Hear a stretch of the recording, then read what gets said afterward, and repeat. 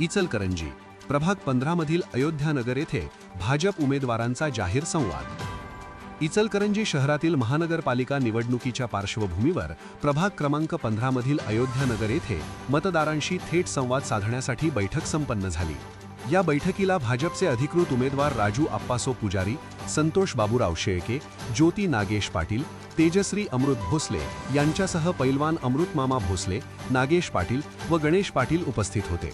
या बैठकीत अयोध्यानगर परिसरातील मोठ्या संख्येने महिला आणि युवकांनी उत्स्फूर्त उपस्थिती लावली। उमेदवारांनी नागरिकांना आपल्या काही अडचणी समस्या असतील तर मोकळेपणाने सांगा असे आवाहन केले।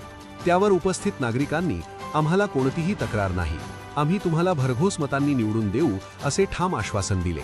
युवकांनीही मोठ्या संख्येने सहभाग नोंदवत भाजपच्या चारही उमेदवारांना पाठिंबा दर्शविला।